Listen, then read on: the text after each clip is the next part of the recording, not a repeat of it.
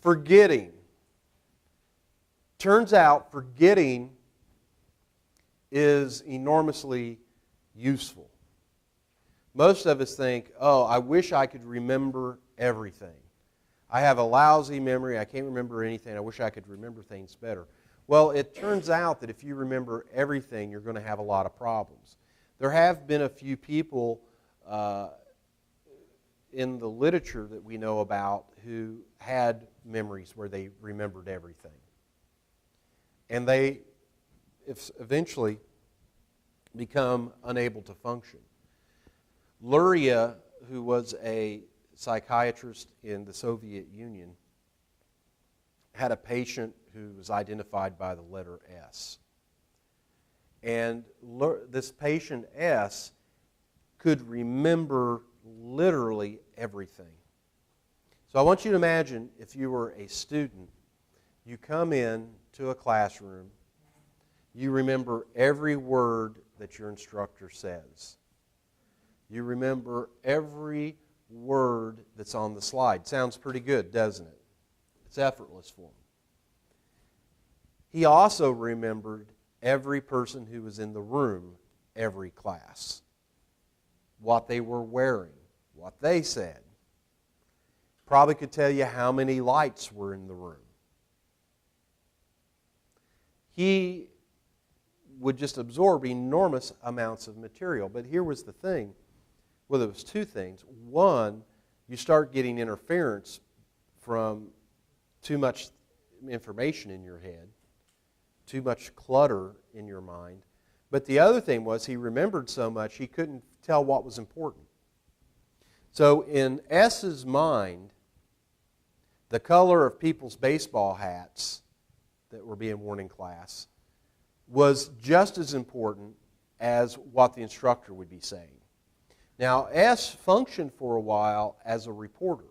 He would go to these meetings, and he could tell you anything that happened in a public meeting, but he could not tell you the story. He could not tell you the gist of what happened. He couldn't tell you what was important. So think about this. How many of you drive into campus? I imagine a lot of you are commuters. Okay, great. Do you park in the same place every day?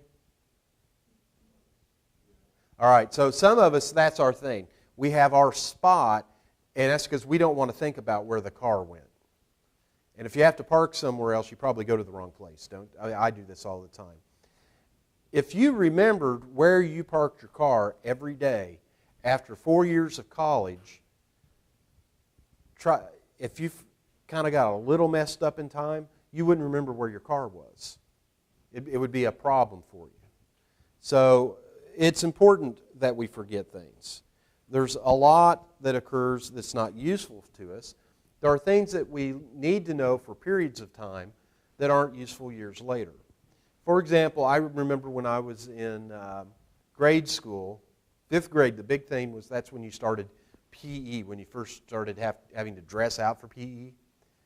And so you got your locker, the little wire basket thing, and they'd give you a padlock. And you had to memorize your combination. I have no idea what locker was mine these many years later. I have no idea what my combination was. And that's a good thing. Because I need to remember what my combinations are now. You have a similar problem, I bet, if you don't think about it. Passwords. Trying to remember all these passwords. If you remember every password you've ever used in a computer, you have problems. And by the way, I bet, just a little psychology experiment here, how many of you use the same password for everything? Don't do it. You need to change it. So memory is an interesting thing. Forgetting is important.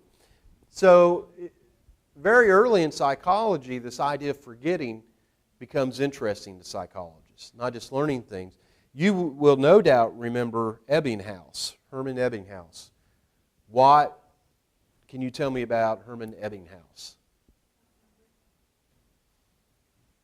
Breaking my heart. Ebbinghaus. Ebbinghaus. Ah, you're killing me. Ebbinghaus. Very first thing we talked about this semester. How about the IT people? You guys remember Ebbinghaus? Anybody? The forgetting curve, the nonsense syllables.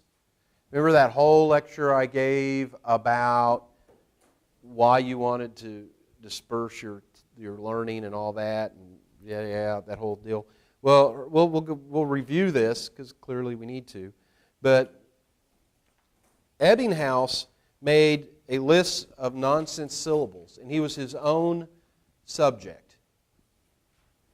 And he would memorize these lists, and then he would come back the next day to see how long it would take for him, how many things he could remember, and how long he would remember them, or conversely, how long it would take him to forget things.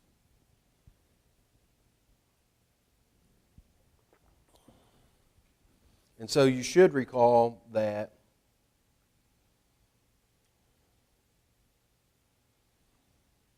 Ebbinghaus said he had a curve of forgetting that looked like that. There was a very rapid decline in what people could remember. And then he said, but if you came back and you did the same list and you learned it the next day, there'd be less of a slope, and then eventually you'd remember everything. Does that look familiar to you now? So that's what he was doing. Now, let me get back to where I need to be here.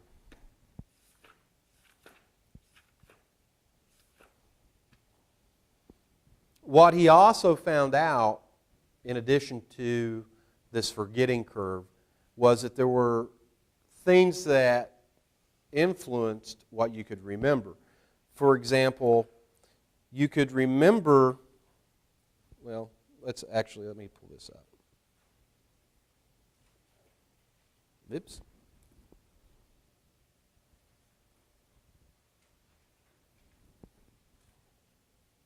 That is very strange. That should not have been possible.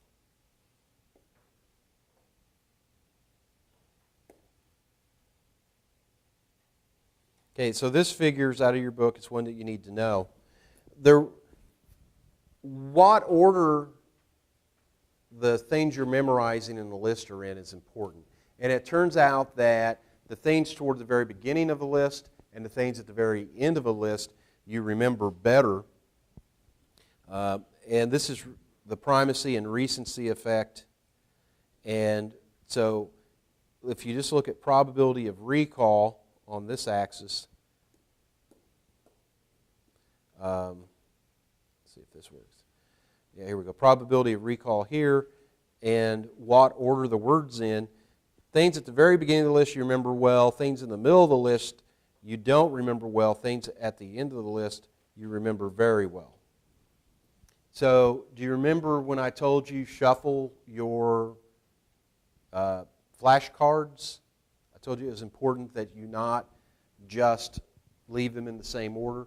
This is the reason, because those things in the middle you would forget. The other thing is you can inadvertently learn the order at which things come in, and then that becomes how you retrieve it instead of the meaning of the things, the semantic meanings, and that becomes problematic.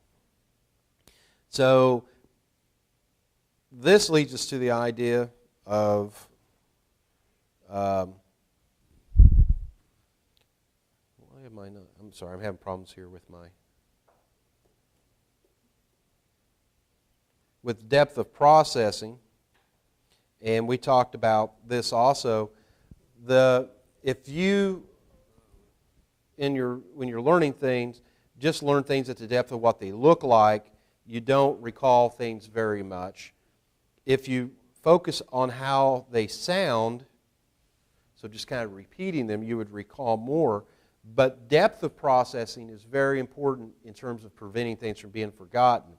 Semantic, what things mean, is how if you process things semantically, is what drives you to remember information. And this diagram also in your book kind of gets at this. So if you had words, the ones that are marked here in red, apple, cherry, sunset, red, rose, and fire engine, the idea here is the more connections that you make between things, the more likely you are to remember them. So if you were trying to remember red, and you made associations with rose, sunrise, sunset, cherry, apple, the more depth you process things, the more you understand what they mean, the more likely you're going to be able to recall them. So if you're trying to learn a semester of psychology just by flashcards, you're going to get in trouble. It's a good start, but the way you remember things is to make connections. So when we started talking about Ebbinghaus, you should have immediately been able to think about all the things that we've talked about all semester on Ebbinghaus, because we've talked about them 3 or 4 times at this point. So depth of processing is very important, and it's what allows you to do better on exams. Things that are not processed in depth tend not to be remembered very well. So your book has this bit on mnemonic tricks, how to remember things, and you can do these kind of imaginary journeys where you put things along the way and paths and all that. I think that's kind of parlor trickish way to learn how to get through a test. I think it's a lot better that you learn how things are connected and function from there.